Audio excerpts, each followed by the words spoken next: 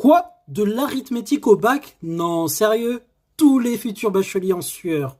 On corrige tout de suite l'exercice 3 qui est tombé au bac du Maroc de 2025, filière sciences maths. Je te laisse lire l'énoncé et moi j'attaque avec la question 1, montrer que a puissance p-1 sur 2 est congru à 1 modulo p ou que a puissance p-1 sur 2 est congru à moins 1 modulo p.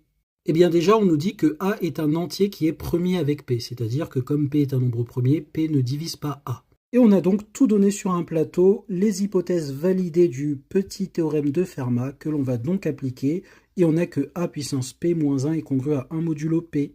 Ce qui signifie que p divise a puissance p moins 1 moins 1, mais rappelez-vous que p c'est un nombre premier impair, en particulier p moins 1 est un nombre pair, et donc ça c'est 2 fois p moins 1 sur 2, p moins 1 sur 2 est bien entier, et donc je fais la factorisation puisque j'ai un truc au carré moins 1.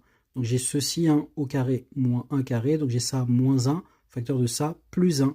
Et ensuite j'applique le lemme d'Euclide, p divise le produit de ces deux trucs-là, ça signifie que p divise l'un ou l'autre des deux facteurs, donc je vais p divise ça ou ça. P divise ça, ça signifie que ceci est congru à 1 modulo p, ou ceci est congru à moins 1 modulo p, puisque p divise ça plus 1.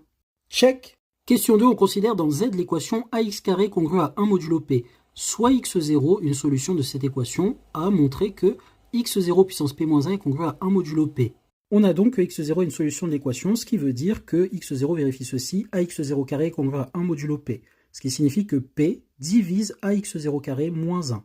Si p divisait x0, alors p diviserait ax0 carré. Et donc p diviserait aussi toute combinaison linéaire à coefficient entier de ceci et de x0, autrement dit ça moins ax0 ou moins ça plus ax0 carré, ce qui impliquerait que p divise moins 1 et donc p divise 1. Mais ça c'est absurde, hein, p est un nombre premier impair, il ne peut pas diviser 1. Vu que p ne divise pas x0, ça veut dire que p est premier avec l'entier x0, et donc je peux appliquer le petit théorème de Fermat à x0, et j'ai donc que x0 puissance p-1 est bien congru à 1 modulo p. Check. 2b, en déduire que a puissance p-1 sur 2 est congru à 1 modulo p. J'ai encore une fois que x0 est solution de l'équation et donc vérifie que ax0 carré est congru à 1 modulo p. J'élève chacun des termes à la puissance p-1 sur 2, et d'après les propriétés de congruence, j'ai que a puissance p-1 sur 2 fois x0 carré puissance p-1 sur 2 est congru à 1 puissance p-1 sur 2 modulo p. Mais ici, on a les deux qui se simplifient, donc j'ai x0 puissance p-1, et d'après la question de a, x0 puissance p-1 est congru à 1 modulo p.